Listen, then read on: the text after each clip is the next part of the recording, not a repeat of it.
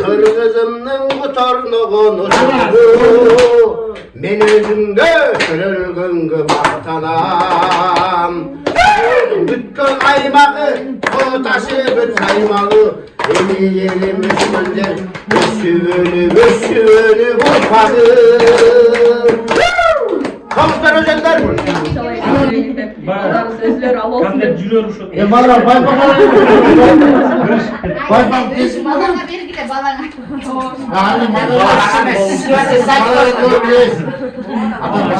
Ертеден бері қалу тілектер бар, қабыл болсын.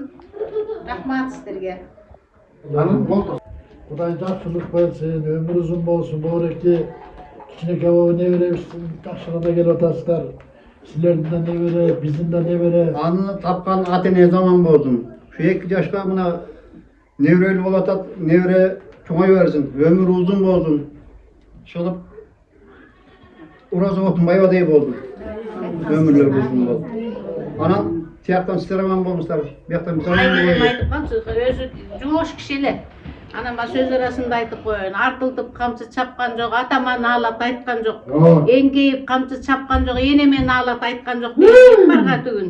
Анан кейін сайраған чоң енесі бар екен, анан өзінің апасы бар екен деп бізге нала келтірбей садаған кетті. Мекуай, тәрбияң жетішті, оқуны бүттің.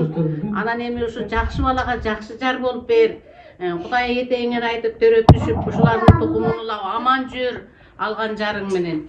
Анан жакшылыкка тойго баргыла. Жакшы өнүп өскөн жердин жээнисиң, өнүп өскөн жердин кулунусуң, жакшы өнүп өскөн жерге келиптирсиң айланайын. Кудамдын өнүп өскөн, кудагыйымдын өнүп өскөн жакшы жер экенсиңер.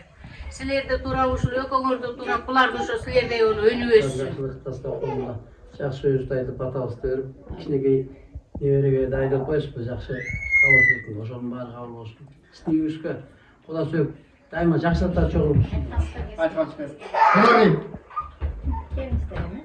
Неберебиздин боосу бек болсун, ден соолукта болуп, оорубай чыкпай, аман эсен жүрүшсүн. Дасторконуңуздар дайым жакшылыкка жайылсын, дайым жакшылыкка келели. ынтымак берсин, экөөнө бөлүнбөс. Ырыскы берсин, эч качан төгүлбөс. Баш берсин, акылыңар карыбас. Эч качан бул жашоодо өмүрүңөр солубас. Беку, атырым балам.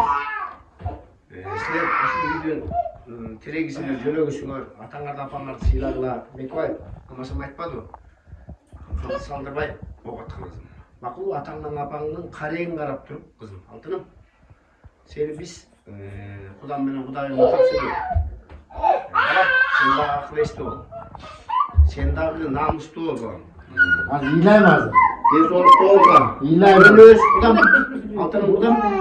Ошол кичинекей небереңдин болсун экен болуп, ден соолугу чың болсун. Кудайым берерин унутпасын. Өнүп өсүңөр, уласыңыз кеңейе берсин, учуңуз угара берсин. Сиздин жакшылыгыңызга көп кеп, жакшынакаларына жакшы тийишти айтып, ар дайым аман эсен бололу. Жалпы үй туугандар, куда сөөктөр, чоң рахмат. Катты куда сөөктөрдөн бололу. Ушул 2 баланын арты менен ушинтип жакшынакай ак тилектерди айтып атабыз. Ушул ак тилектердин баарын Алла Таалам кабыл кылсын. Ушул айтылган бүгүнкү каалоо тилектин баарын Алла Таалам кабыл кылсын. ki asağınızlar kudalar, toylastarım oltoydur, aytınızlar kudalar, şapan cıyıp at minip kaytınızlar kudalar.